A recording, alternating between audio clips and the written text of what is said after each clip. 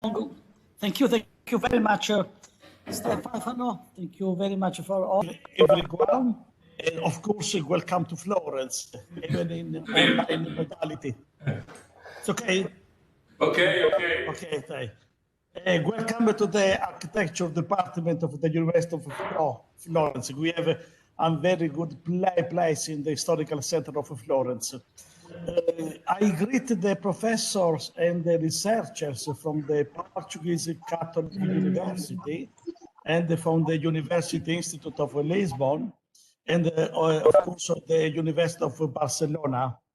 I also greet the researchers who have created the IF Atlas. By working together and networking, it is possible to build a shared and a sustainable future, I think. The department has been working on this issue for some time. The department is one of the largest architecture departments in Italy. We have 117 professors and researchers. We have 50 technicians and administrators. We have 4,500 students in 4 degree courses, architecture, design, planning, and landscape.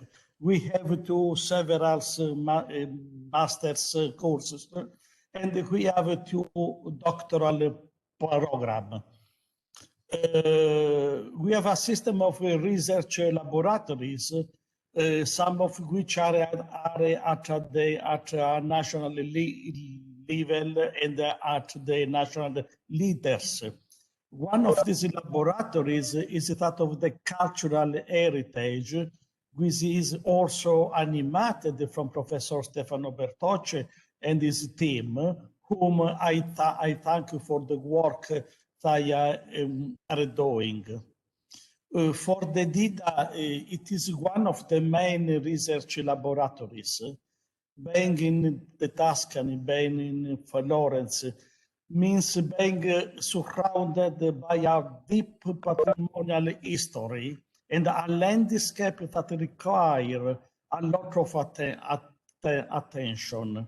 This is why the FI Atlas project proposes a work and the research methodology that combines the underlying culture and the tradition with innovative study and design techniques. I think we will certainly rediscover the deep structure of the Catholic religious territory in Spain, in Italy, and in Portugal, and how this also has also influenced the shape of the settlements. This is not just an interpretation for me, but just a guide for the future planning. This is the best work of this project for me. For this, I am very happy, and thank you for being here. And I wish everybody good work for today, good work for tomorrow. Thank you very much. Grazie, Stefano. Thank you, Giuseppe, for the grateful for this presentation, for this opening. So we have, as we can see the program, we have a brief presentation for the public about our European project, about F-Atlas. The project aims is to study the Italian, Spanish, Portuguese, FrAnciscan Observance network, to define an atlas of documentation and knowledge of for conservation projects and promotion of this scattered cultural heritage. The proposal aims at combining traditional and innovative techniques into develop risks assessments, methodologies, protocols, and tools, and to create user-friendly interfaces for the management and enhancement of cultural heritage.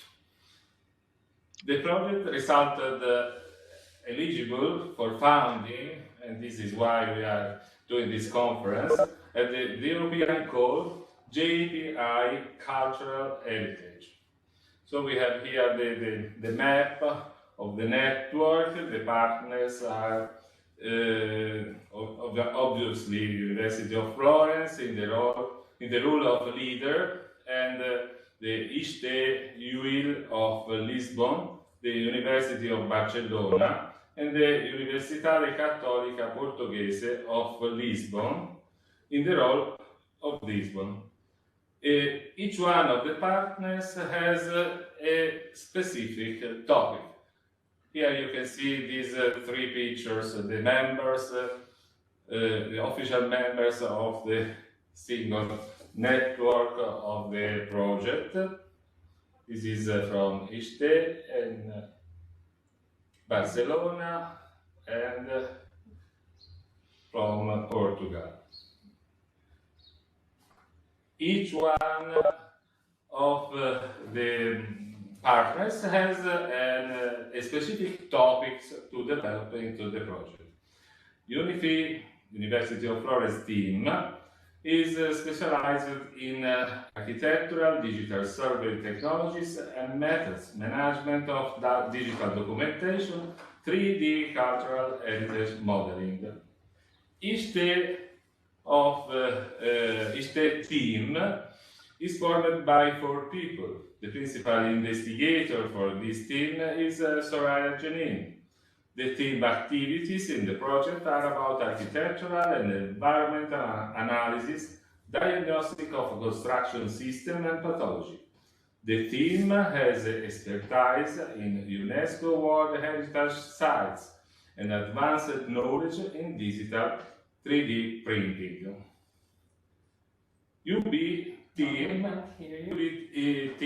the principal investigator of the University of Barcelona, is Maria Soler Sala. The team has advanced knowledge in digital humanities, experience in leading international projects focused on the monastic landscape in the Mediterranean area. The principal tasks of the team in the project are about the analysis of historical, archaeological, and spatial data, and the use of GIS and ICT in the study of monastic phenomena. The principal investigator of UCP, Università Católica Portuguesa, is Maria Filomena Andrade. This team has advanced expertise in medieval historical studies, in cultural monastic experience, and in Portuguese, Italian, and Spanish medieval history. The activity of the team in the project is historical documentation and access to specialized bibliography. Which are the main project objectives? The main objective of the project is, you can see in the picture, the main objective of the project is to develop methodologies, protocols, and tools for the management and enhancement of cultural heritage in a digital era.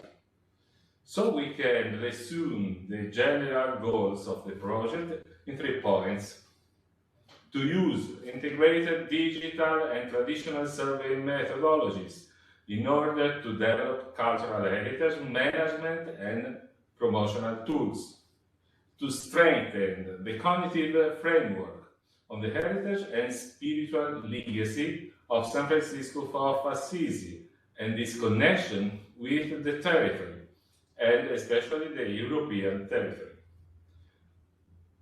Third, to define a methodology of documentation and knowledge for conservation, protection, the use and promotion will take into account tangible and especially intangible heritage.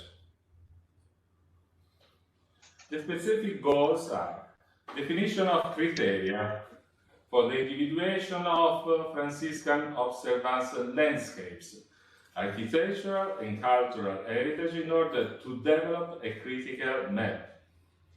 Definition of a census documentation methodology of this cultural heritage, joining historical research, architectural investigation, landscape analysis together with digital humanities. establishment of an interactive database, upgradable and over time, about the architecture of Franciscan Observance. Development of tools for management and monitoring of material and immaterial cultural heritage at regional, national, and European level. This is important, the territorial scale of our analysis. Development of instruments for promotion of European heritage in order to pass on tradition and analyze the mutual influences between countries.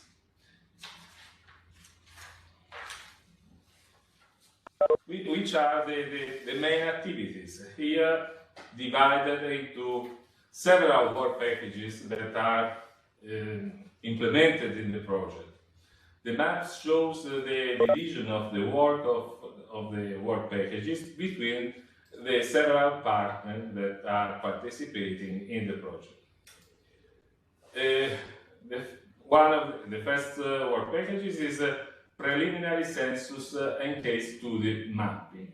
And this is really also the aim of our workshop, because through the census activities we can implement these data census. The main goal for this work packages is to compile a list of all the case studies that will be investigated.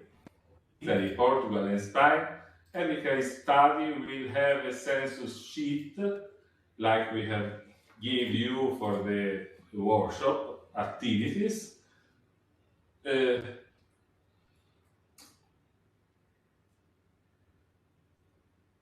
With information about the localization, the historical context, architectural features, and conservation status. The second work page is historical documentation, census, and analysis. The other phase of our work, architecture and historical documentation. In this phase, the main goal is to obtain an accurate documentation of the architectural complex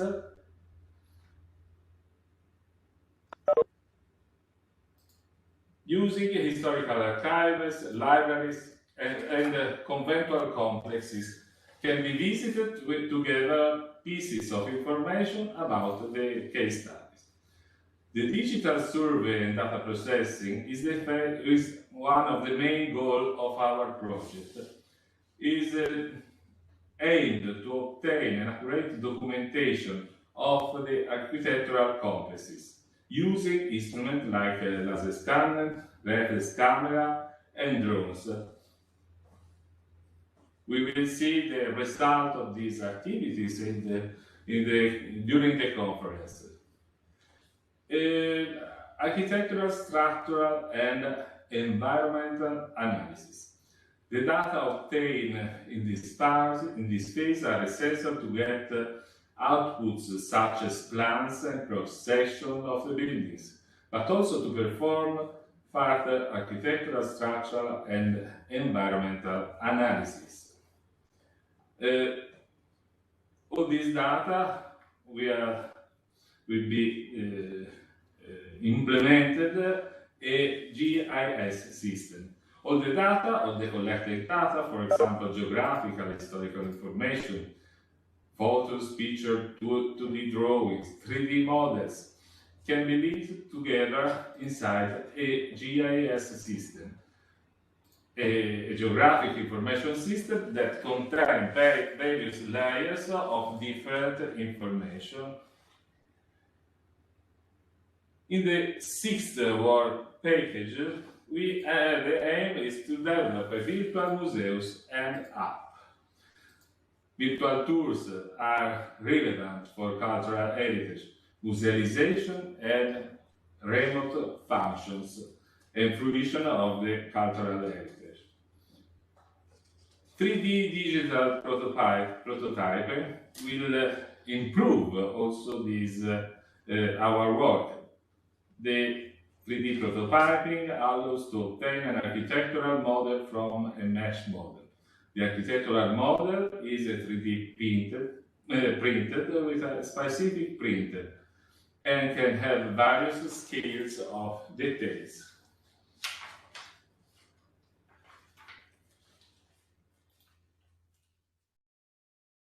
The last points are designed for the dissemination of our project. First of all, design proposal for cultural roots. In these steps, the goal is to create cultural roots, both real and virtual. Virtual, it means also, as we have seen in this, the presentation of this morning, mixed or extended case of virtual reality. These roots will ideally connected in the case study investigated in the project. But the dissemination and communication of the project result will be disseminated in scientific papers and initiatives like this one, the public conference, but also via social media. We can see our website in the picture, our Facebook page, our Instagram profile.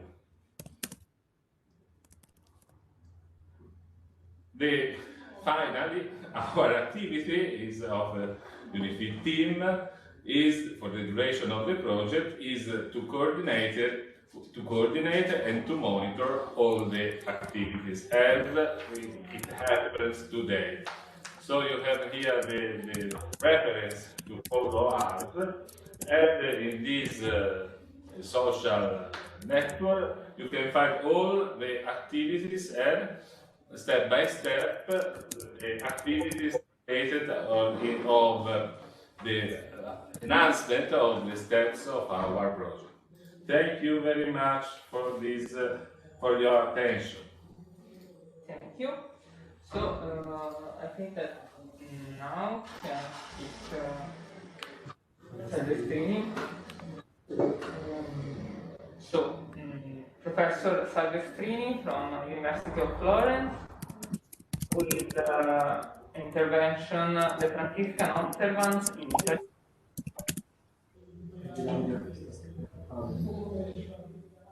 Hi Francesco. Hi.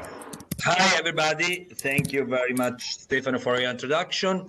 I'm sorry I'm the first because I'm really I have to leave you soon, but anyway I'm here.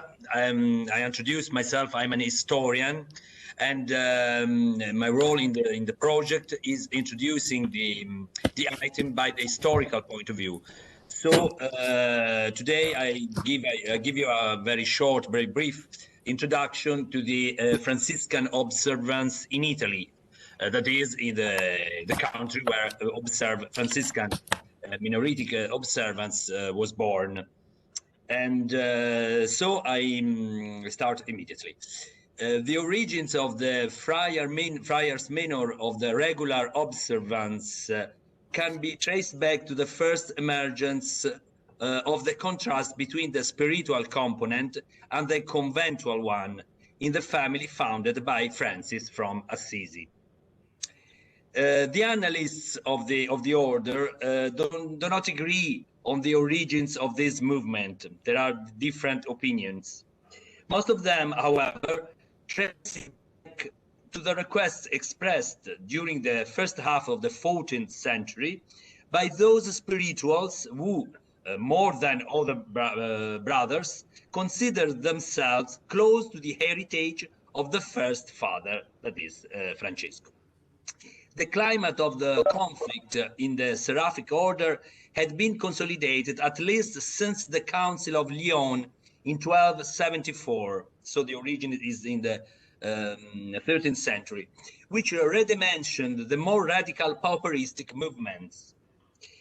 Later, Pope Clement V in 1312 favored the so-called Brothers of the Community.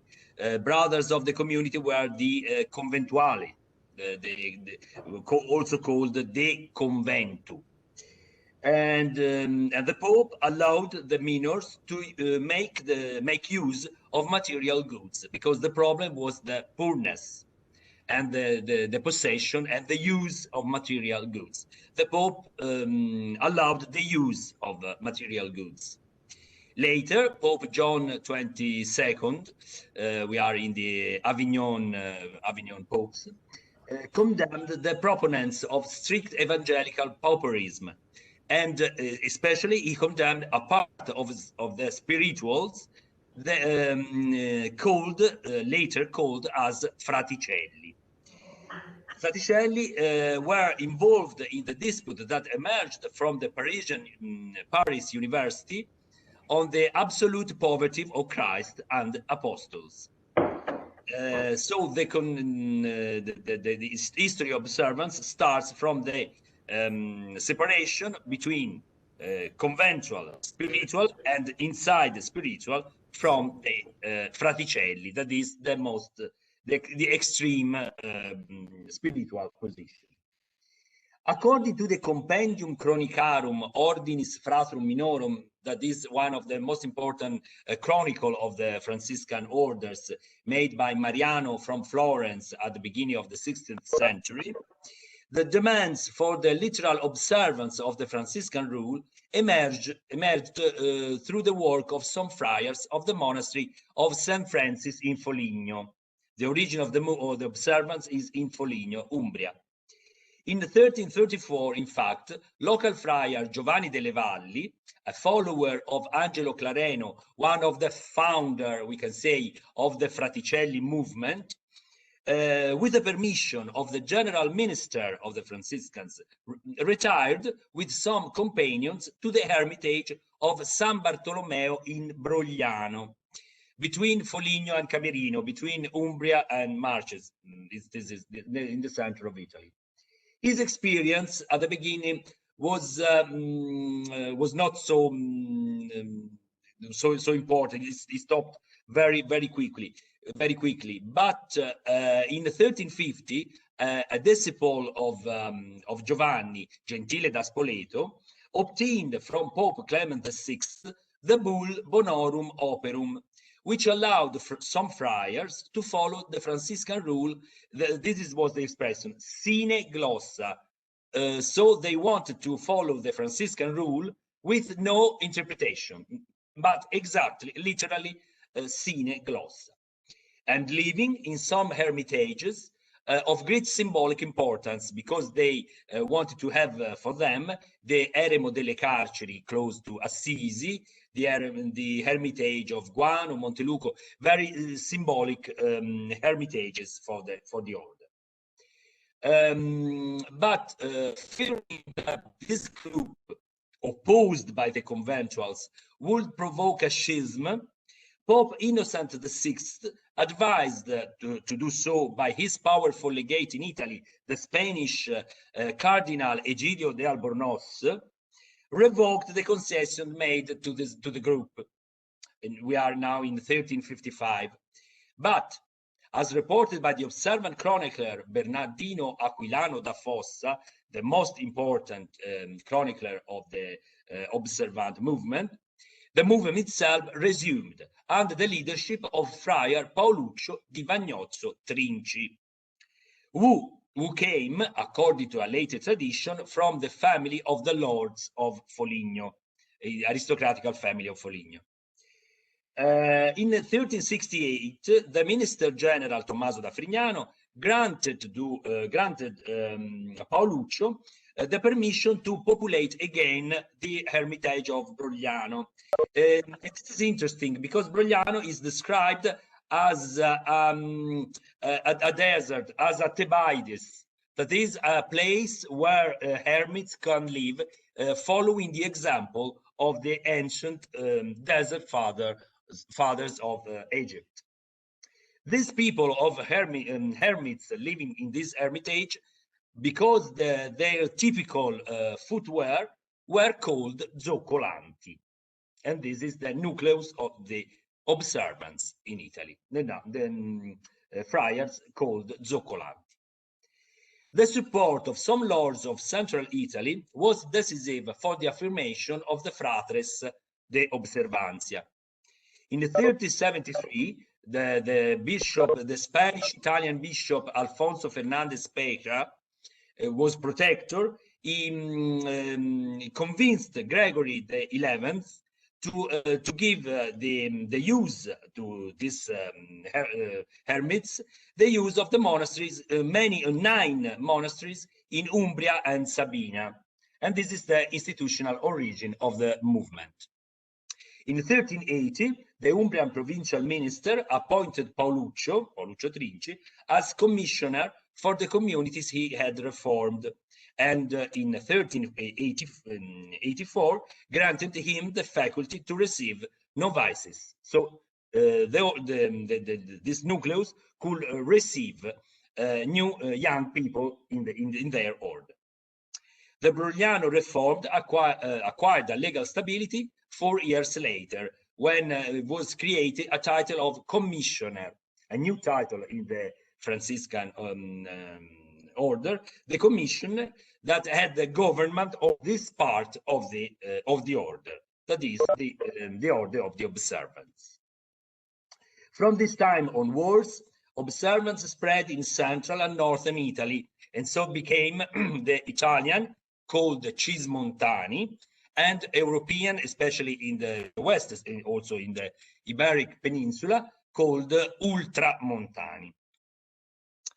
These fratres, these brothers, occupied poor and often salvaged places, situated in isolated areas, mostly outside urban centers, but not far from cities and towns, because of the city pastoral that the followers of Pauluccio Trinci intended to pursue. So they lived as hermits outside the cities, but close to cities and towns.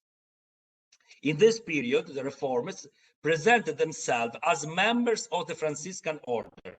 They still part of the Franciscan orders, but authorized to follow a strict discipline in a poor way, referring to the original vocation of Minorite movement, because they say that at the origin, Francis from Assisi too allowed also the eremitic life. The observance underwent its greatest development with the adhesion to the movement of great personalities of the period, such Bernardino from Siena, whose membership, we can say, of the group, however, was questioned later by the conventuals. Anyway, he remained, he was an important personality in the observance, and also Giovanni da Capestrano and Giacomo del Marca. These are the main actors at the beginning of the observance. Their acceptance of a middle way to poverty, with respect of orthodoxy and moderation, this is, in my opinion, the key word for the success of the observance, is the moderation, in open dissent from the rigid positions of the Fraticelli, as it was evident in many public discussions organized, ensured the success of the observance with the secular city authorities, especially in the municipality, in many cities in central Italy, and then of the Apostolic See. At the same time, the observance started an activity to write again the origins of the Franciscan order by the observant point of view. They start at the end of the 14th century. Observance became the most influenced component of the order, and he brought again the history of the order itself. During the 15th century, the observance had the support of Pope Eugene IV, but his successor popes tried to limit the concessions in their favor, for they had fear of a split of the Franciscan order. given the nature not only formal or ecclesiological, the separation of the order, the split of the order, had theological and obediential consequences. And the division was a really important problem, because it could produce, and in fact it produced, a conflict of identity, because conventual and observant they wanted to say, we are the lonely heirs of Francesco d'Assisi, of Francis from Assisi.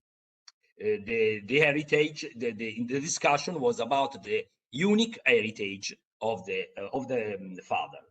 However, many secular and ecclesiastical potentates now openly support the observance at the beginning of the 15th century, because they enjoyed great moral prestige due to its intense homiletic activity and aimed at all social classes. Observance had a connection with powerful, with poor, with ecclesiastical people, with lay people in many cities of the central and northern Italy. The last attempt at pacification between the conventual and observant was pursued by Pope Julius II at the beginning of the 16th century.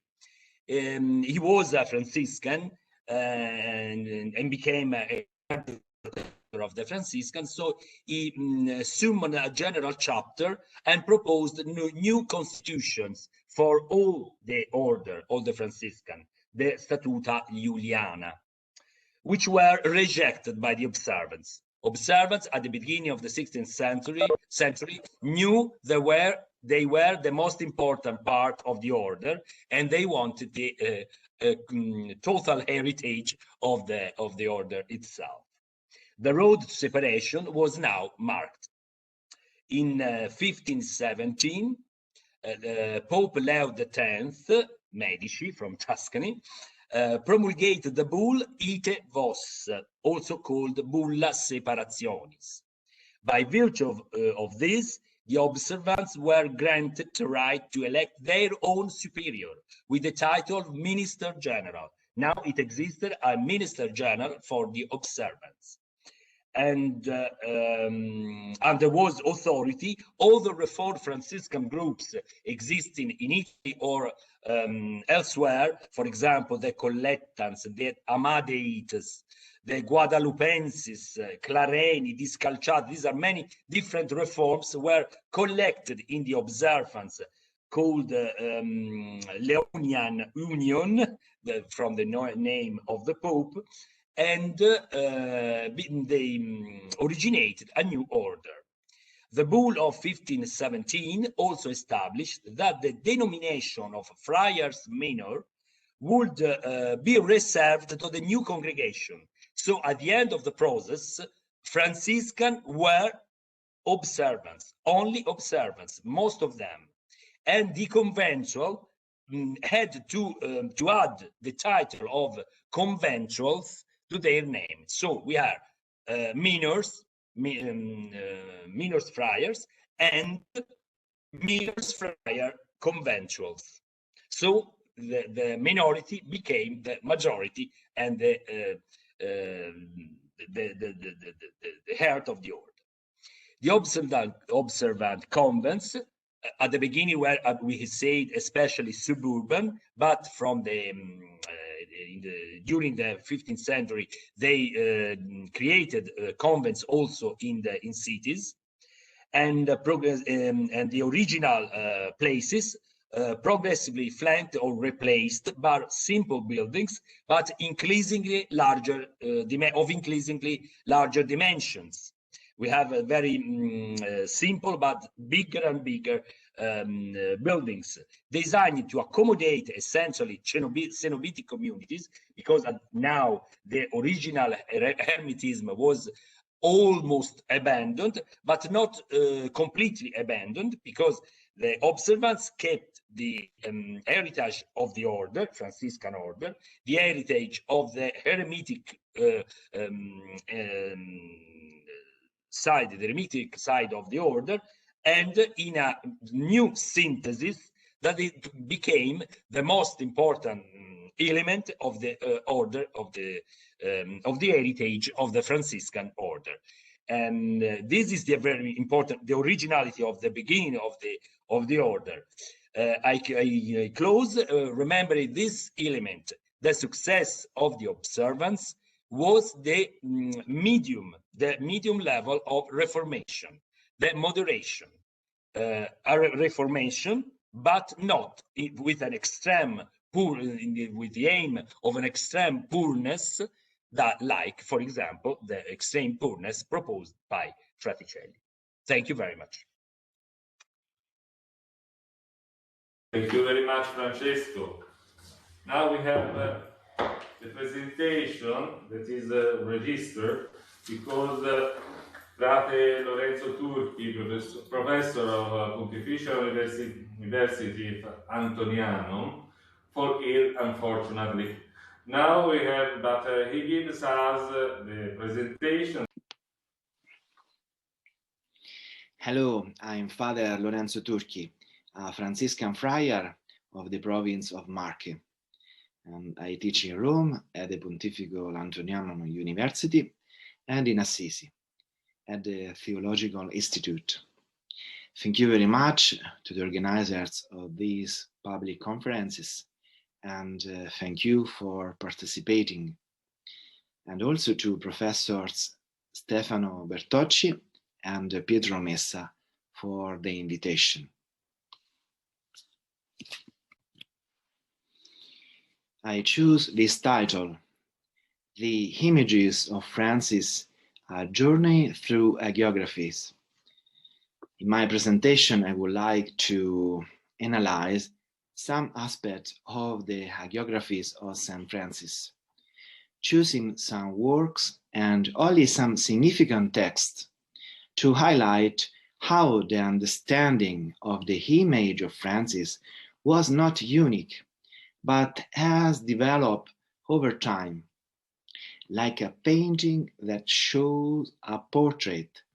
The portrait of Francis can be seen, as we shall see briefly, only by relating his various biographers, and we'll see how this portrait will also indicate a self-understanding of the order he founded. Now I want to begin with the first life of St. Francis by Tommaso da Celano.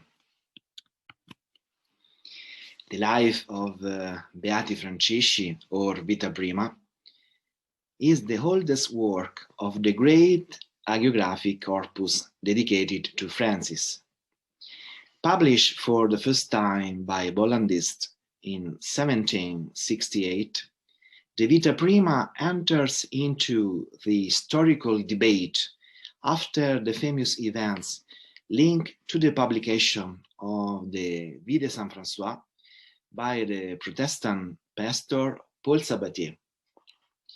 It was written by Thomas of Celano, the first biographer of Francis and a key figure in the transmission of the image of the saint.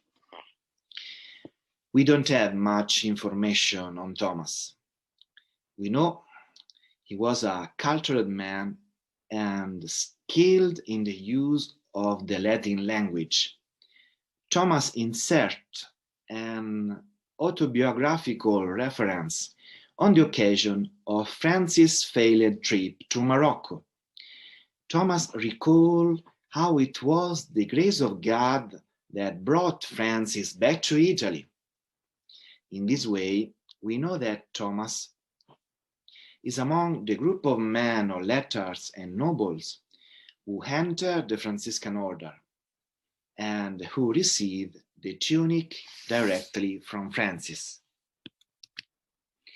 In this slide, we can see the text of the Vita Prima, in which Thomas talks about himself.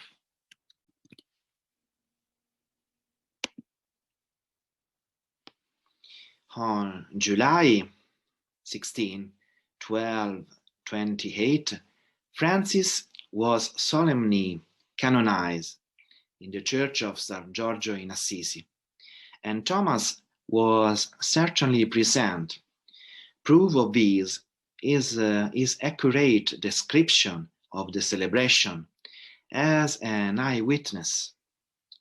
The Vita Beati Francisci was composed after the canonization in a very, very short time. February 1229 is immediately approved by the Pope, as indicated in a Parisian manuscript that reports this news.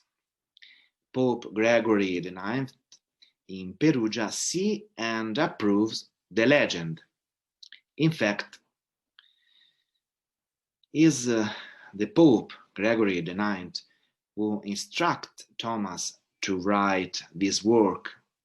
In the prologus of the Vita Beati Francisci, Thomas himself introduces us to the reason for the beginning of his activity as a geographer. Now we can read the prologus of the Vita Beati Francisci. It's very important for us for understanding many, many things.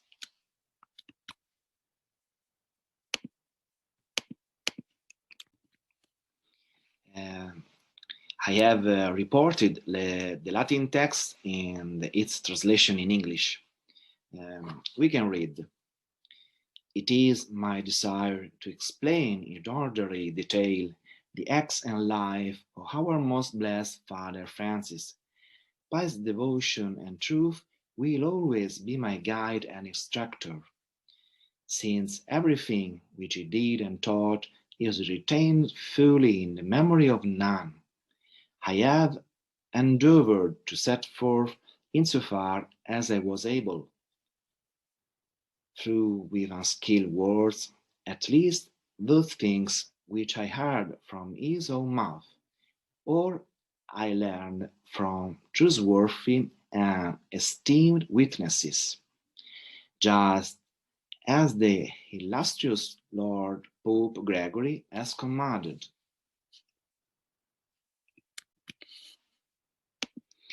As we can see, there are some very important elements in the prologus. We want to see something.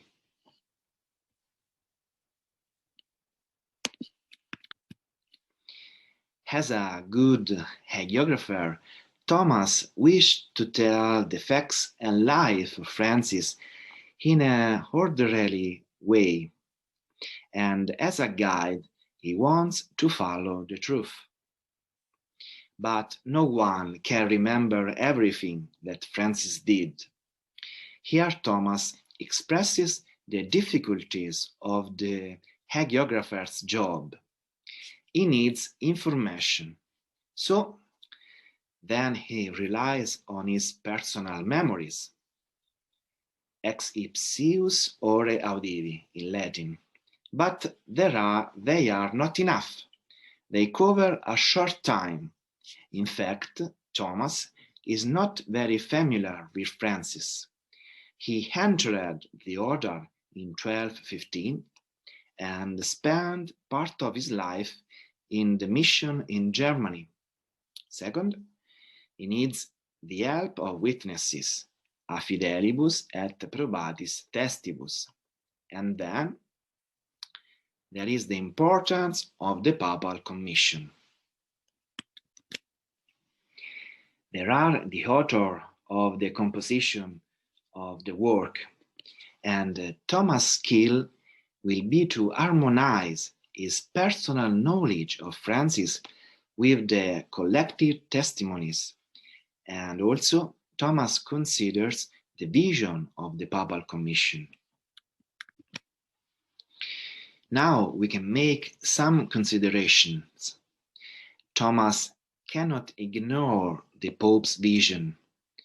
In proposing an image of Francis, as before his eyes an essential document, the letter of canonization of Francis by Gregory IX, the Mira Circa Nos. Let's see some key elements. there are some characteristic features of this letter, which is a reinterpretation of the Christian experience of Francis, using biblical models and metaphors. In the eyes of the Pope, Francis is the servant who arrives at the 11th hour to take care of the Lord's vineyard. This indicates the urgency of the times, an echo of the passage from the Gospel of Matthew. And then Francis is sent to the vineyard to eradicate the brambles and thorns. It is the fight against the Philistines, who represent the heretics and the enemies of the church. And then Francis is a new Samson. He's a fighter, with his preaching made of simplicity. It's very interesting, these words. Later, it will be said that Francis was without science and wisely ignorant. So Francis is without science, but is wisely ignorant.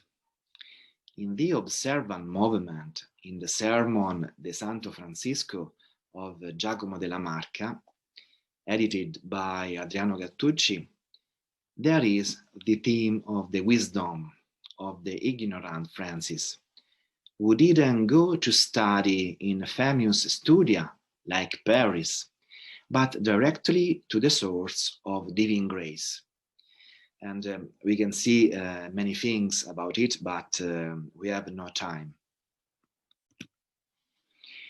Now, one of the most important metaphors of the Miracircanos is about Rachel and Leah.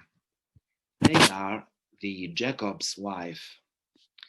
Between Rachel, who is the symbol of the contemplative life, and Leah, who is the symbol of the active life, Francis chooses the active life. So, what do these metaphors and images indicate? It is evident. The order now is called to a pastoral active commitment for the salvation of the souls. There is its insertion into ecclesial life. Francis is also sent for the salvation of others, not only for himself, and not for a lonely and contemplative life. Now, the path of the order is decided. Francis is the model for the order and the friary, and the order must be included in the pastoral activities. So there are different levels of interpretation of the Vita Beati Francisci. In fact, Thomas moves within the political and religious needs and in his personal perspective. And in the same times, Thomas agrees with the importance that Gregory assigned to the new mendicant orders in view of a reform of the Church.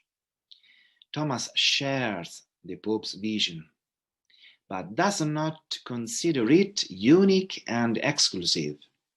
In fact, Thomas talks about other aspects of Francis. Sometimes in his work, we can see Francis that lives in tensions. Francis is torn between the desire to announce salvation to his brothers and retire into the solitude of an hermitage. Therefore, in the first life, in the Vita Prima, there is not only the register of pastoral commitment, but also the contemplative one. Now, in the few minutes that I have, I will examine some other texts to highlight other historical threads of hagiographies that concerns evolution and understanding of the Franciscan order. I choose another text of the Vita Prima of Thomas. We can see the text here. It's a double prophecy. Thomas inserts in his work the vision of the order through a particular image, the sweet and bitter fruits and the fishermen. Although Thomas exalts the order and its mission, in his work is also insert criticism and perplexities on the development of the order. We can see in the text that at the beginning of the order, there are sweet and tasty fruits, then the less tasty ones, and then, finally, the bitter ones that cannot be heated. Similarly, the vision of fish represents the fraternity. The fisherman keeps the best fish and throws the worst back into the sea. Yes, we can see the text and the two parts of the prophecy. Now, the same text is taken from an unofficial source by the author of the De Inceptione, another hagiography that use this text in a different way.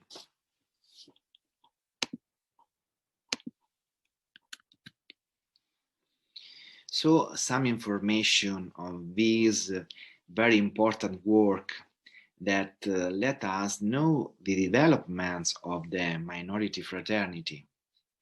It's not a classical hagiographic legend, but it's like a chronicle. Its purpose is not only to tell the life of Francis, but also the life of the first brothers for an edifying purpose.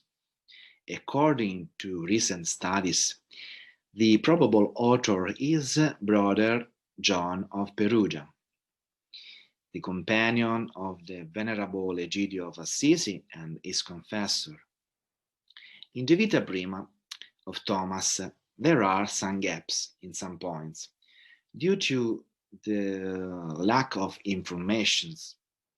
This is why John intervenes to correct Thomas in the points where it seems to him that they need correction.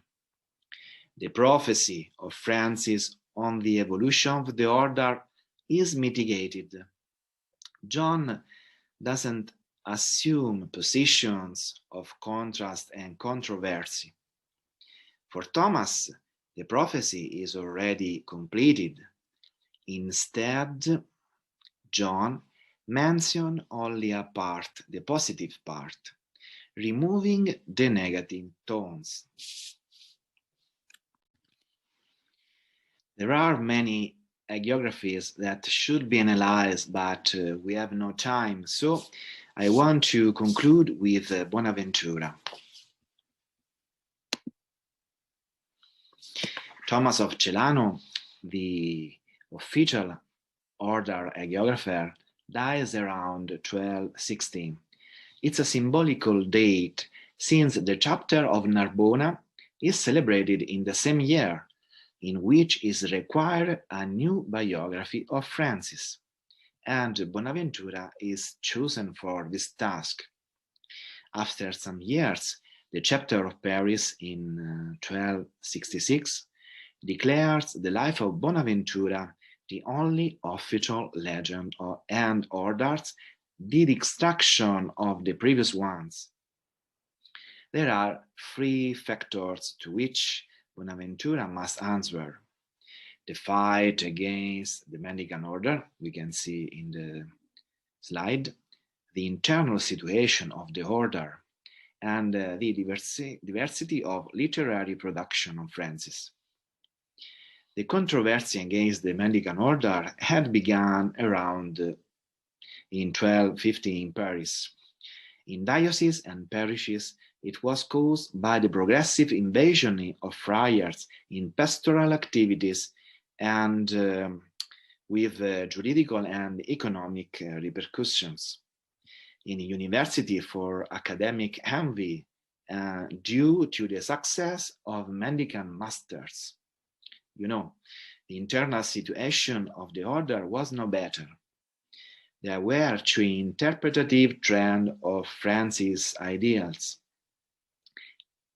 A nostalgic trend of the past idealized Francis and insisted more on material poverty, rejected the evolution of the order, the increase of large convents, the presence of friary in a university. The other trend believed that the primitive form of life, with improvisation, itinerancy, small groups, was impossible for an order that was growing and for new pastoral services that required the preparation of the brothers and an organization of studies and economy. So the images of Francis were too many. In fact, beside Tommaso da Celano, there were many other texts, and it was a disorientation for the leadership of the order. So Bonaventura, with his theological talent, wants to respond to the problems that the order was experiencing at that time, internal and external problem. He gave unity to the order with a unique vision of Francis for all, a new biography, new official biography. But only 10 years later, another chapter of Padua in 1276 ordered the search for all the works written on St. Francis, a sign that Bonaventura's work was also perceived as incomplete. I finish.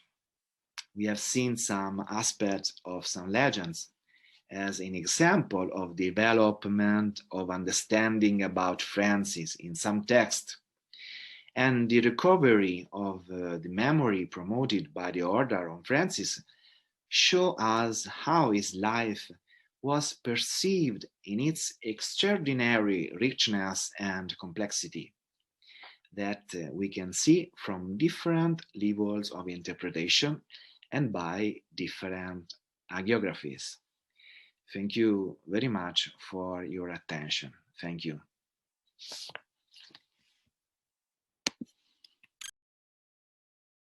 Good afternoon. I am very happy to share this public conference with you in these sad times of COVID pandemic. Our intervention aims to make a brief approach to the history of Franciscanism observance in Spain and to show the methodology we are developing in order to create a GIS platform for the visualization and analysis of the European observant heritage. Our explanation will have three main parts. A brief, in the first one, a brief approach to the history of the observant Franciscanism in Spain. Two, georeferencing methodology and GIS. And the third part, the explanation of the Spanish case study. Observant reform in the Spanish kingdoms took place in parallel to the Italian one, starting with the founding of reformed houses of the initiative of groups of friars who wanted to recover the spirit of Saint Francis of Assisi, to return to the order's original austerity and poverty. Initially, the reformist groups emerged independently of each other and in the same time in the three Iberian Franciscan provinces, Aragon, Castilla, and Santiago. Let's take a brief look at this process.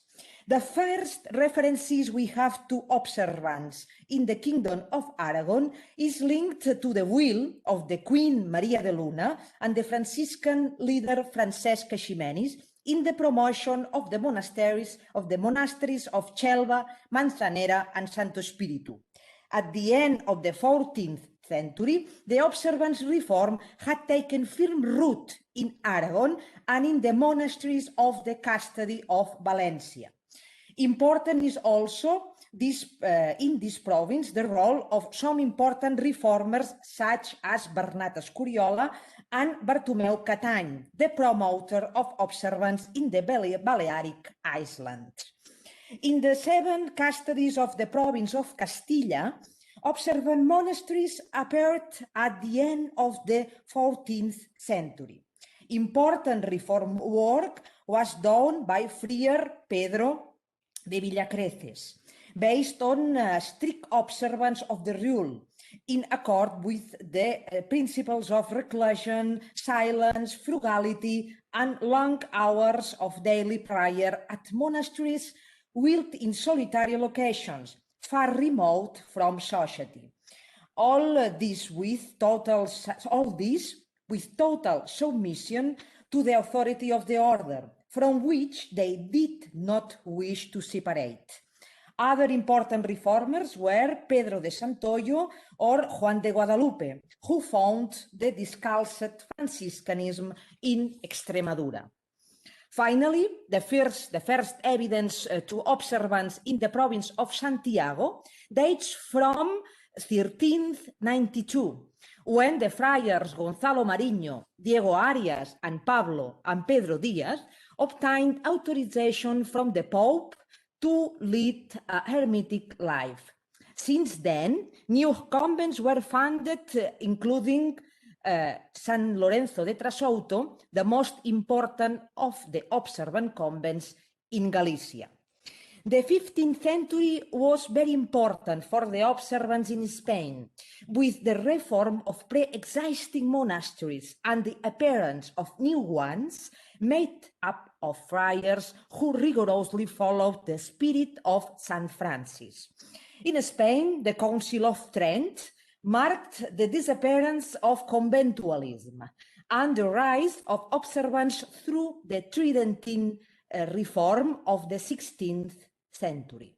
The 17th century brought contrasting trends, saying a certainly decay in the reformist spirit of the previous century, but also the foundation of new convents.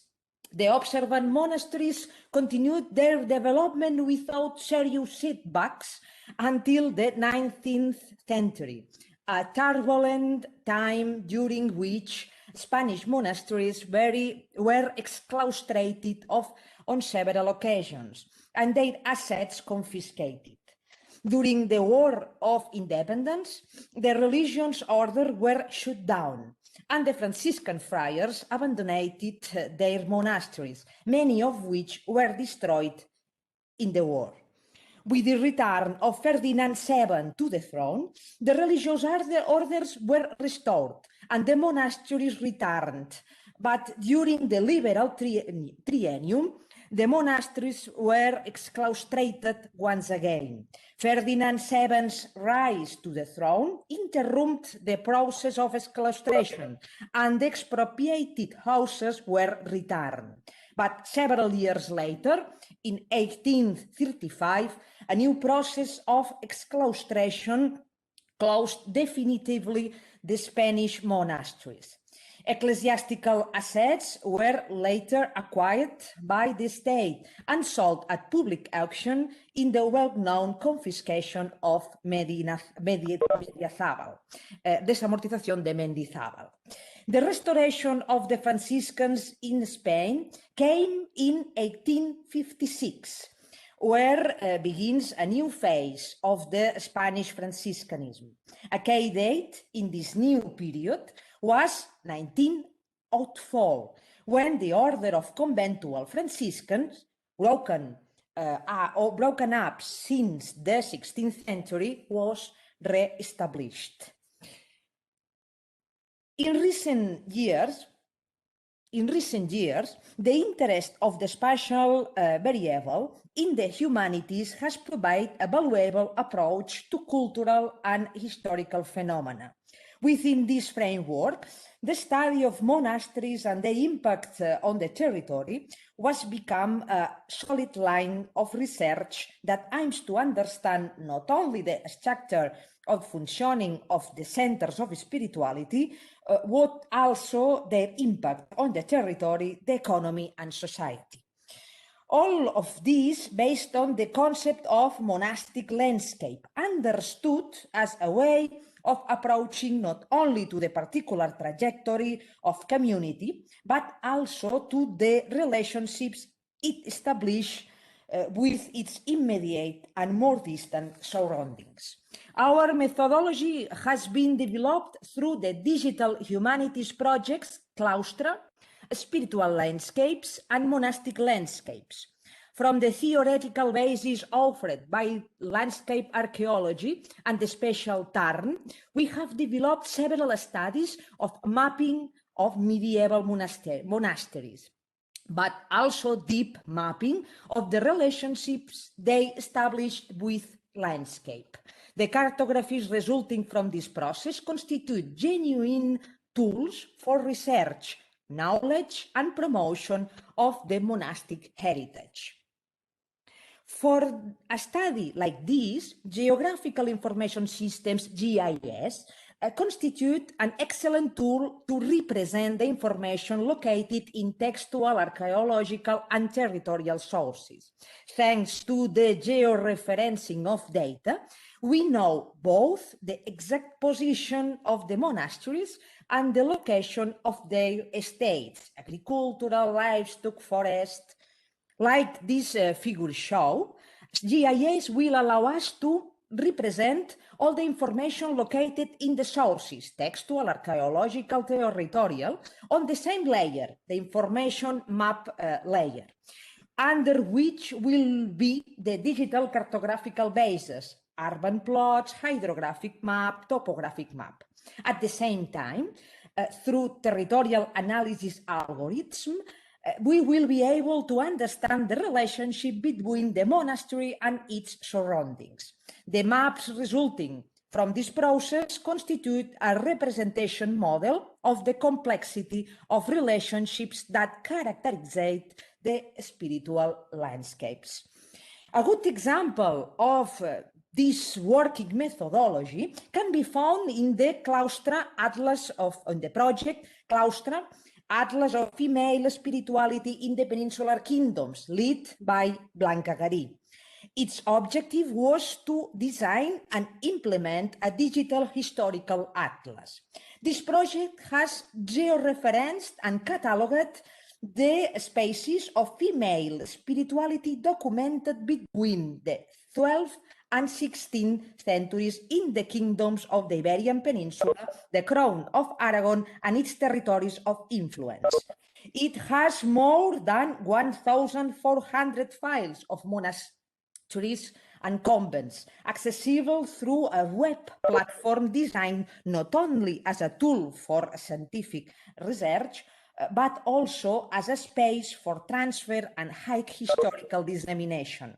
The maps in this slide are a sample of the different display options in the Claustra Atlas and Catalog. The navigation through the Atlas takes place both through the upper time bar and by selecting the monastic orders to be observed. Each of the georeferenced points corresponds to a monastery, which gives us access to the catalog file, which includes the identification and its historical, archaeological, and architectural data, as well as the sources available for its study. Based on the work developed by the Claustra Atlas, we have carried out several studies of the medieval spiritual landscape, both in rural and urban areas. Let's take a quick look at some of these examples. The ability of GIS to work at different scales of approximation is particularly useful in the analysis of monasteries located in rural areas, whether we focus of interest on a specific center of spirituality or whether we extend it to the analysis of the connection it maintains with its social, economic, and territorial environment. We can see it in the monastery of Santa Maria del Guaire, the most important of the women's hospital convents in Catalonia. The development of an archaeological project at this site has enabled us to recover the built memory of this monastery that has disappeared. In this case, GIS is the main tool for managing and analyzing the data from the archaeological record. The cartographic representation of this information, as well as the georeferencing of the 3D drone photogrammetries, allows us to study the archaeological objects in their context of use in order to understand their true meaning. On the other hand, the study of the Benedictine monastery of Sant Cugat del Vallès has allowed us to explore the relationship with its surroundings, both in terms of management of the assets that form part of its patrimony and the analysis of its networks of relationships, connections, and interactions. In the urban area, we studied also the implementation model of the Poor Clare convents in the cities and towns of Catalonia. We have mapped the 7th Poor Clare convents documented in this territory between 13th and 16th centuries. The result of this work allows us to draw some significant conclusions in relation to the implementation model. Similarly, we studied the location of female and male monasteries in the city of Naples, as well as their perimeter topography. In this map, we can note the urban impact of the medieval monasteries, as well as their location patterns inside and outside the sequential city walls of Naples. From our point of view, the experiences of catalog and territorial representation explained before constitute a valuable background for the development of the FE Atlas project.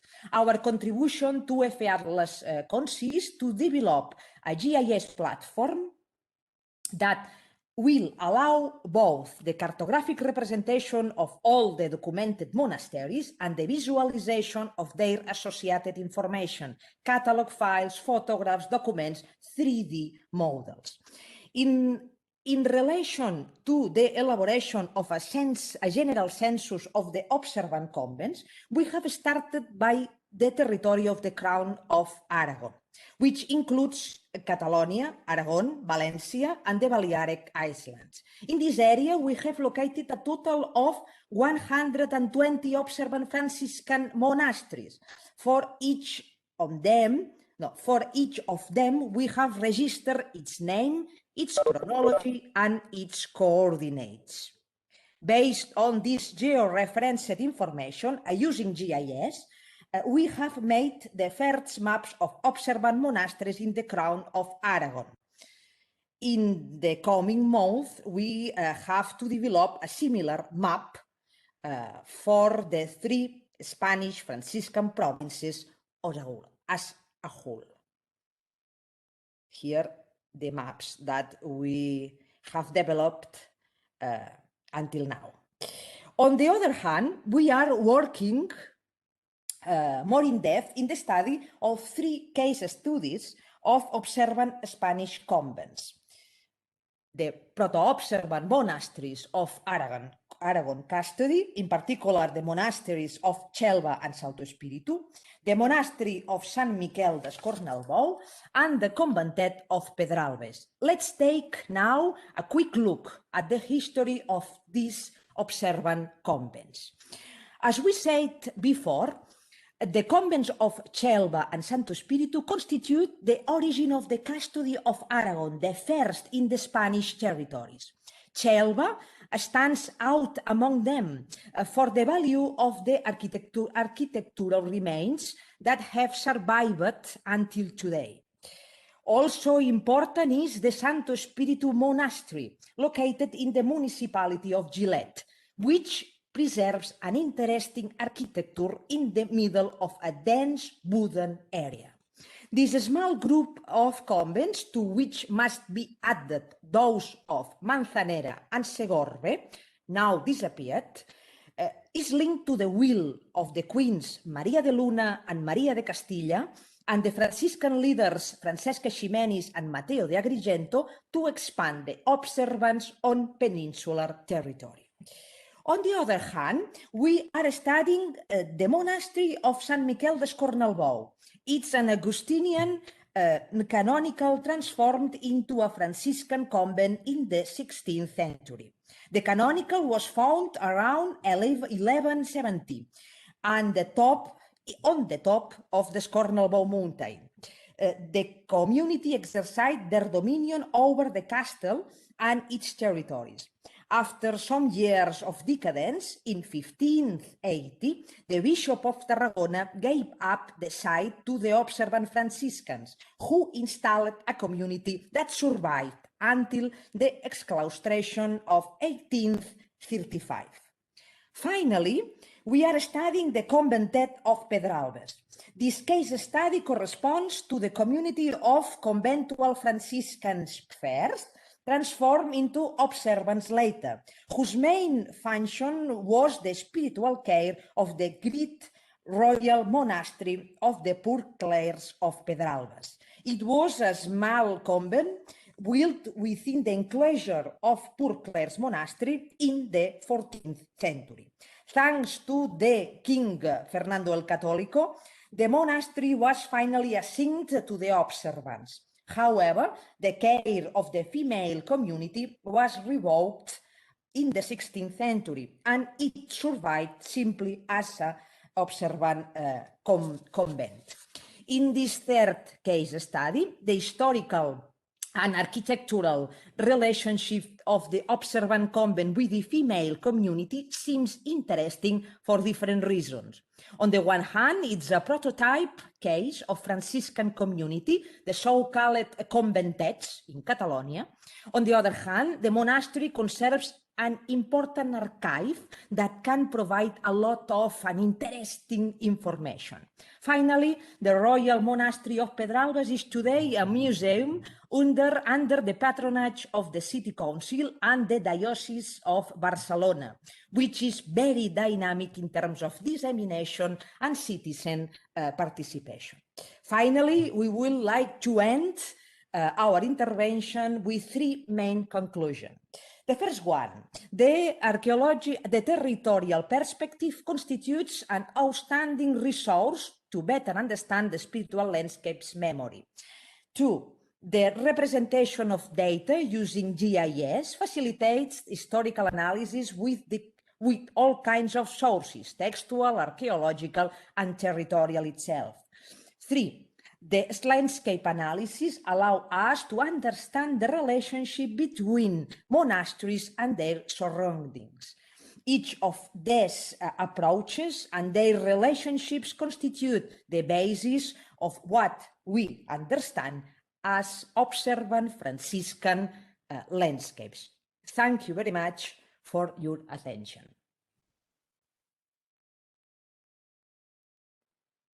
Thank you, Maria, for your very nice presentation. Now we start. Okay. Good afternoon and welcome, and sorry for all of this. My name is Filomena Andrade, and I am part of the Portuguese work team, which also includes João Luís Fontes, Rolando Voldone, and Soraya Genin. Our work aims to provide the historical and archival documentation in order to identify the main evolutionary stages of the Franciscan order as observant. Identify and studies that needs an adequate deepening, and for this purpose gather the main sources and bibliography references to analyze, study, digitalize, and catalog the historical archive.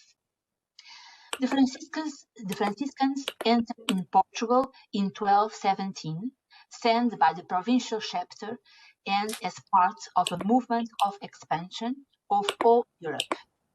In the first century of their existence, between 1217 and 1317, 18 movements were founded, linked to a centralized administration and supported by the royal power, noblemen, and the papacy.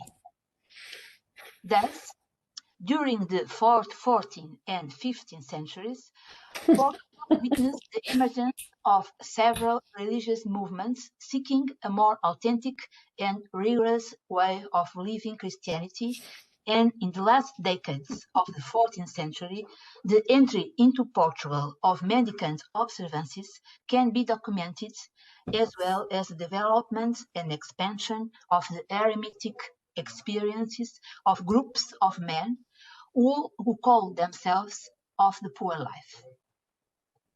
It was the Pope Boniface IX who gave the decisive impulse to the introduction of the Franciscan observance in Portugal. On April 6, 1392, by the bull Vestre Devotionis, this Roman Pope authorized the foundation by the friars minor Gonçalo Marino, Diego Arias, and Pedro Dias of a house in a secluded area of the province of Santiago de Compostela to live a solitary life. The first of these hermitages seems to have been that of Mosteiro, founded in the place of Serdal, Valência do Minho, on the way of St. James, followed in the same year of 1392 by those of Santa Maria da Ínsua, São Francisco de Viana, São Pai do Monte e São Clemente das Penhas. In all these cases, they were isolated places where the friars led an eremitic, penitent, and contemplative life that attempts to approach what they considered to have been the original experience of St. Francis and his companions. The success of such foundations encouraged King John I to entrust to Friar Diego Arias and his companions the reform of one of the oldest Portuguese Franciscan convents, that of Alenquer, in 1216. This reform took place in 1399, and there is news that the cloistered friars would have left the convent for not accepting the new observant customs. But in 1427, the convent would be again well populated by friars. Alenquer was followed by the reform of the convent of Leiria in 1400, also sponsored by John I at the request of his confessor, Friar João de Xira, who became one of his first guardians. Founded around 1232, this convent had a difficult beginning due to the opposition of the Augustinian monastery of Santa Cruz de Coimbra, which had the ecclesiastical jurisdiction of Leiria. In 1402, the Galician friar Pedro de Lamancos moved from the convent of Alenquer to hermitage dedicated to Saint Anthony, located in Fonte do Bispo and Castanheira do Ribatejo, which belonged to a couple that donated it to the Manuelists and transformed it into a hermitage. 5 years later, the same friar went to found an oratory in Orgens, Viseu, in another chapel donated by the Count of the King. The Asturian friar Diego Arias and the Galician friar Afonso Sacco also left the reformed convent of Alenquer to found, in 1408, the oratory of Santa Catarina da Carnota in a chapel of the same name located in the town. Finally, Maria Anne Escolar, daughter of an overseer of the king's estate, founded the convent of São Francisco de Setúbal in 1410. Attracting to this southern town the Manuelists of Alenquer, first Friar Fernando and Friar Gonçalves, and then Friar João de Amoreira and Friar João de Porto Alegre. The later foundations clearly show how the Portuguese crown took control of this movement, taking the lead in many of its main foundations and favoring by the example, the extension of convent patronage to families of the courtly nobility, or ennobled by the service of the king. Thus, before leaving for the conquest of Ceuta in 1415, the Crown Prince Duarte made a promise to erect a Franciscan convent in the Hermitage of Nossa Senhora das Virtudes in Azambuja, a place of pilgrimage for the miracles that took place there following the discovery by a shepherd of an image of the Virgin in some bushes. His intention became concrete a few years after his return from the expedition, obtaining from Pope Martin V in 1419 the subtraction of the chapel from the authority of the local church and its delivery to Observance. A few years later, in 1437, Prince Peter founded another convent near his village of Portugal in an hermitage dedicated to Santa Cristina.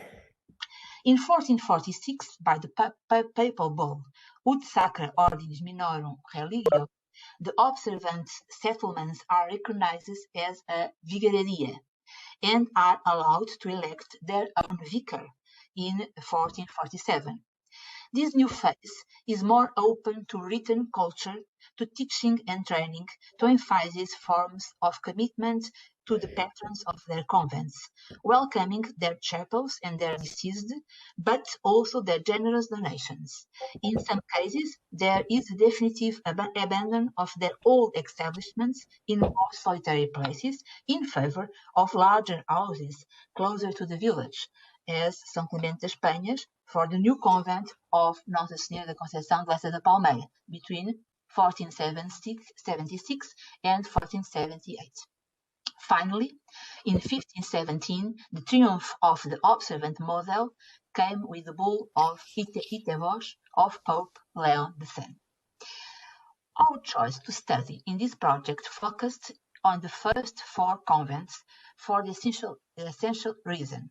They are the first of the observance in Portugal and form a homogeneous group because they had the same founders and are situated close to one another in a territory where the conventual Franciscans had no presence. The four selected cases are Convento of São Pai dos Milagres de Vila Nova de Cerveira, founded in 1392 by initiative of Frei Gonçalo Marinho, near Vila Nova de Cerveira, in the place where previously there was a hermitage dedicated to São Pai, object of great popular devotion.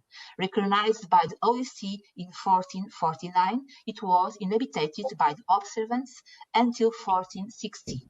When, according to a decision taken by the chapter celebrated in the convent of Setúbal, on 13th of June 1459, it was abandoned by the observants and handed over to the conventuals. The second convent São Francisco do Monte de Viana do Castelo, founded by Friar Gonçalo Marinho at the base of the Santa Luzia Hill in 1392, possibly with some friars from Monterrey, Santiago, in a hermitage called São Francisco do Monte. The initiative had pontifical protection from Pope Boniface IX and several privileges from the Portuguese kings Afonso V and Manuel I.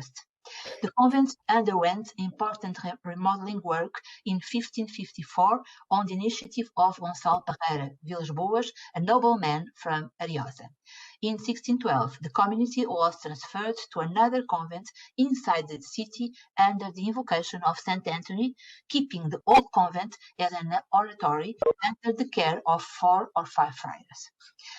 The third, Convento Nossa Senhora de Inso de Caminha, founded as an oratory in 1392, in the middle of the Minho Bar, on a small island in front of the village of Caminha by Friar Diego Arias, also founder of Mosteiro.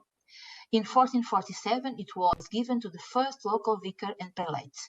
In 1471, it was restored and enlarged, becoming a convent, and in 1486, adhered to the observance.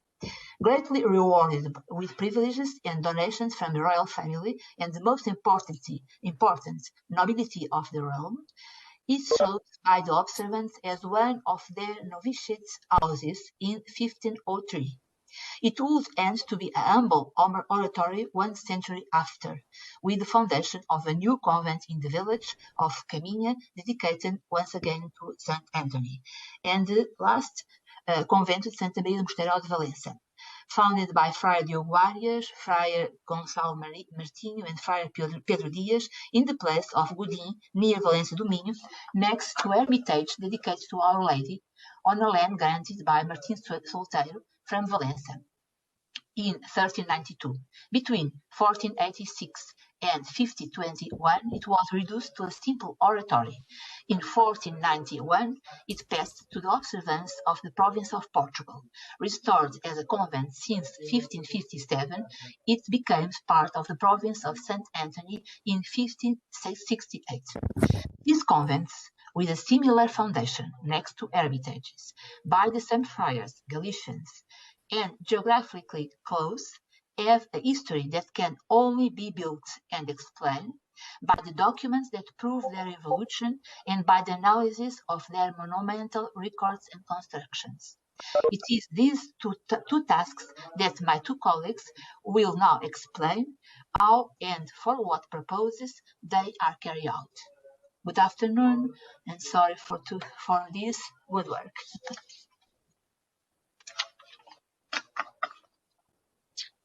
Thank you. Thank you. So we can share the presentation of Rolando Bolzone, and then about the landscape reconstruction through medieval archival sources. And we will share later, if it's possible, the previous presentation. You can go ahead, Rolando. Thank you. Okay. Thank you so much. I am Rolando Bolzone. I am architect. I'm Italian, and I'm in Lisbon since 2018. I'm part of the Portuguese team of Project Atlas, Franciscan Landscapes. So I'll try to bring here a contribution that aims to link and create a connection between the architectural surveys and analysis and how the support of the history, so the tools coming from the history fields, can be very, very useful, and how they are essential for the studies of these conventual architectures. So I'll bring here a part of my PhD thesis that was not about Franciscan landscapes, but I delved deeper into an eremitical congregation named of Saint Paul of Saragossa in Portugal, south of Portugal. But we can see that this eremitical congregation has common points with Franciscan morphology and also with the settlements. Indeed, these are really mendicant settlements that I'll show to you. So I started from the legacy. So we can see here 70 pictures related to 17 different convents, or what we can see nowadays, their rests. It is interesting to understand how the convent have been transformed. We have cases in which, for example, number one, the convent was transformed into a 5-star hotel. Number 5, it's the same. But then we have a few cases in which we just can see ruins. So in these cases, it is really difficult. It is impossible to understand what was the acronical evolution of these settlements. So I understood since the beginning of my PhD thesis that it was really, really important to create a connection and to have solid, strong basis on the historians and on the historical researches.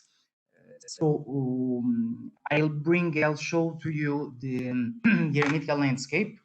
The framework is really about the medieval period.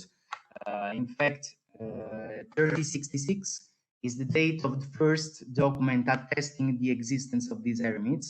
5078 is it's the year in which there is a transformation. So the eremites named Men of Poor Life are their movement is institutionalized. So they form an eremitical congregation under a religious order that is known as the religious order of St. Paul the First Eremite, and it's an Hungarian order. So the eremitical movement Men of Poor Life has been extensively studied by medieval historians. The last one is Jolly's English font that was not able to show, unfortunately, his presentation. The early settlements we found during the research were first documented in 3066. The epicenter was the Serra d'Ossa, where we can see here a major density of settlements. All the settlements, such as in the presentation of Maria Soler from University of Barcelona, have been introduced into a map of Portugal with their specific location. And how did we obtain this location? Crossing data from historical records, previous studies, the analysis of cartographic sources, in their interviews with the local administrations, with other stakeholders, such as the owners of spaces. What is interesting, for example, is to repair how several times the persistence of toponyms and microtoponyms is individuated. About the evolution of this eremitical congregation, in this map is possible to understand, for example, that exist two different kinds of eremitical settlements. The first one we can see with a dot circle are settlements that extinguished before the 16th century. The second one with black circle are the ones that go away beyond the 16th century. So it is very interesting to understand how these settlements played a very important role in the morphology and in the dynamic evolution of the spaces. In fact, the eremites occupied abandoned areas, so they needed to engage in activities that were indispensable for their self-sufficiency. So they used, for example, sources from the woods, cultivated lands, all around the hermitage, and all these obtained through donations, sales charters, which are official documents, mostly royal official documents. So I tried to outline the landscape spatiality starting from iconographies. But what happens that in Portugal and about the late Middle Age Alentejo region landscape, there are not too much iconographies. At date, we know just two different sources. So the first one on the top at left, we can see a page from the Book of Hours of Dom Manuel. This is a medieval illuminated manuscript dated between 1517 and 1551. Here we can see the iconography showing the month of November, and it seems to represent the montado. Montado is an agro-silvopastoral system of Alentejo landscape that is formed mostly by cork and oak trees. The same happened in the second picture and top right. This is from the mural painting of a monastery, the monastery of São Bento de Castris. This is taken from the vault of the refectory, and there are here we can see 20 medallions divided into 3 thematic groups: for season, for elements, and 12 months of the year. Once again, we are analyzing the month of November, and we can see again that there is an iconography about the rural experience, so we can extract data from landscape. In this case, we can see the presence of cork and olmok trees. Pardon. So it was really impossible to recreate and reconstruct this landscape just starting from the iconographies. So I talked with Cioli's English Punch that carried out a PhD thesis about this eremitical congregation, and he generously shared with me a group of charters of primary sources from the medieval period. And it is really interesting to understand how, although we have fragmentary and dispersed data, we can really be able to reconstruct or to give a first step to reconstruct that landscape.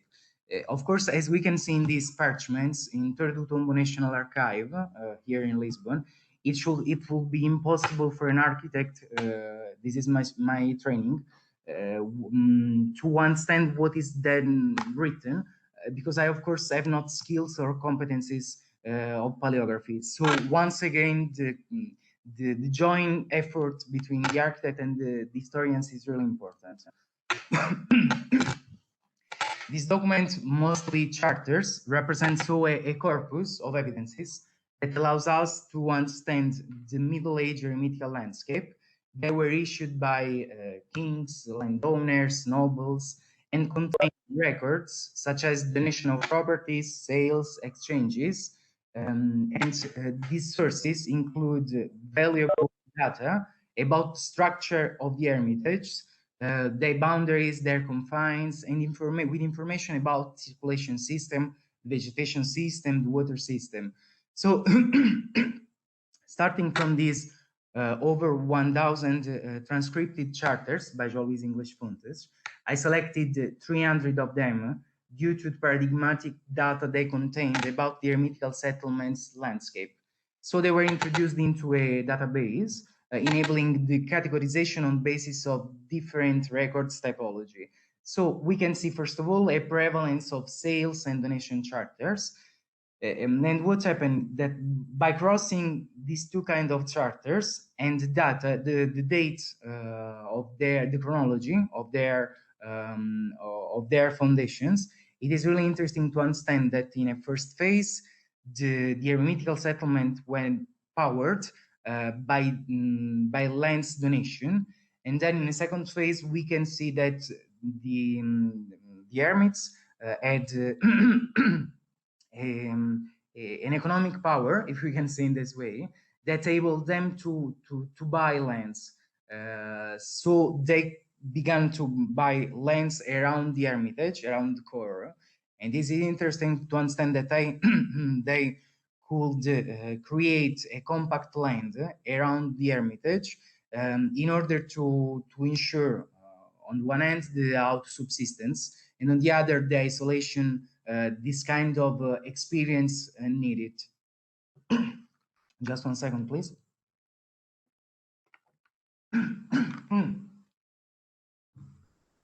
So, through the analysis in which the number of documents and communities are related, it is possible to conclude that the first 6 settlements we can see in this chart are the richest we can find in this group. And it is interesting to understand that these first 6 settlements will be still will be evolved into monasteries after the 16th century. So they'll still persist in the Portuguese territory. As you can see, the whole data have been grouped into ecological and cultural components. So among the ecological components, the ones analyzed refer to the hydric system, spontaneous vegetation, the relief, and geology. The cultural components, we can see that represent the way the cultures, so the population, the men, use the ecological ones. So we have the equipment system, land use, the hydraulic system. Due to the kind of data and through the interaction between the components, this identified first system, the building system, circulation, vegetation, and water system. This allowed the definition of the landscape system, and it contributes to further delve into the history of the landscape humanization and construction. The analysis of circulation systems showed that the eremites were not completely isolated from the rest of the territory. Indeed, they welcomed the outside world, providing, for example, the hospitality, and they used also to visit cities. So the Hermitage were strictly linked to a multi-level road network. First one allowed the connection between the main cities and the rest of the territories. The second one allowed the connection among different parts of the same settlements. For example, a connection between the orchard and vineyard, so they ensured a capillary circulation. Through the analysis of the charters, it is evident that there is a first element of the space, that is the property markers.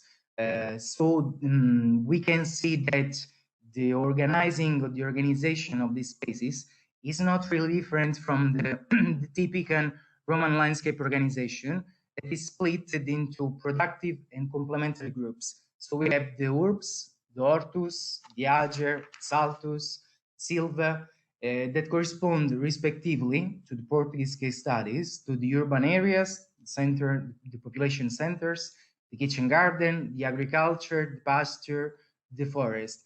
It's interesting to understand also that this concentric way reflects also what the time I need to go in a specific space. So, for example, the kitchen gardens or the orchards need a daily care. So I need to go there every day, and it is for this reason that they are located near the core of the Hermitage. Another interesting result is this. So in order to put in relation the identified landscape data regarding the vegetation and water system and correspondent 17 eremitical communities, two radar type charts are made. Both are built in the following way. We have the external ring, the black one, in which we can see the eremitical settlements names. So this divides the whole circle in 17 slices. In chart at left, each slice is formed by 7 categories of the land use. In chart at right, we have 6 categories of the water system. So in both cases, the great ring, the second ring, displays components of transformation systems, such as mills, water mills, and what is interesting in these two charts is that they allows and support different interpretations. First, to understand the presence of each component in each settlement. Second, the possibility to to verify the global richness of each community, taking into consideration all the components at the same time. Thirdly, it is interesting the association between the transformation equipment in a specific settlement and the land use or water components. For example, when we think about a mill, it is important that this mill, of course, is located into a serial lands, and of course it is important that it is located near a water line, because this is the way the mill can work, because there are mills that work with water power.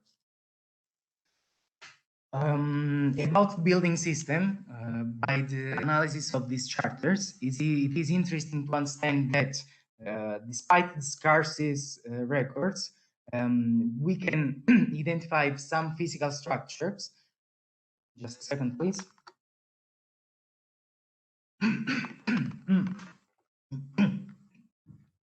For example, we know that there was an enclosure, so a wall around the Hermitage, which was not accessible to everyone.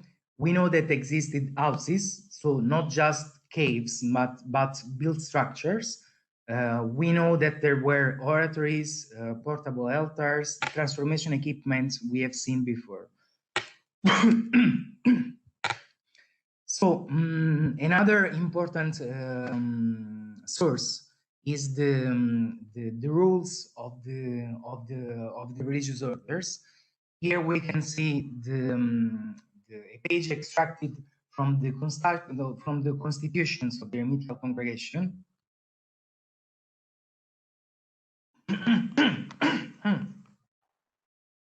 So, according to the Constitution, it is interesting to understand that there exist really parts of these constitutions that talk about the interior spaces of the hermitage, of the convent in this case, or the exterior ones.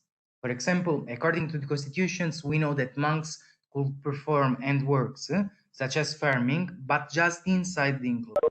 So specific areas were identified for this function, such as the orchard, the orange groves, the kitchen gardens. And it is interesting to understand that these match perfectly with the analysis of the records we have seen before. Another important sources comes from the 19th century, after the dissolution of the religious orders in Portugal. It happened in 1834. Were carried out inventories of the assets of each community, of each convents. So it is interesting to understand that in these inventories we have, on one end, the description of some elements, and we have an evaluation. So what is the value of that determined item, so of that assets, and this can once again help to reconstruct the landscape, at least the one of the 19th century. In one of these inventories in the archives, we found, for example, a plan of one monastery, the monastery of Nossa Senhora da Rosa, near Lisbon. And it is interesting to understand that this is the only one convent that owns a plan. And this can be used, of course, into a comparative analysis with the other morphology plans to understand what was really the project or the idea of these convents.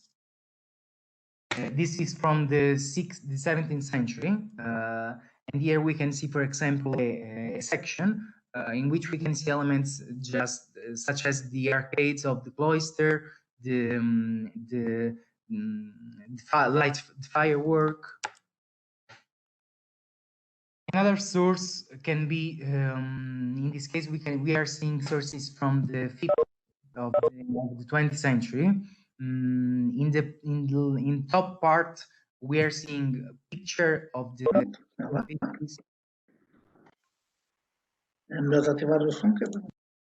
We are seeing a picture from the half of the 20th century about a convent of Nossa Senhora Santa Margherita do Evado near Évora, and in bottom part we can see picture of 2018 showing the difference from mythology and how the own convent evolved. Finally, another very interesting source are the flight, the aerial flights pictures from coming from florestal operations. So these were not aimed to document the convent itself, but were used for document the landscape.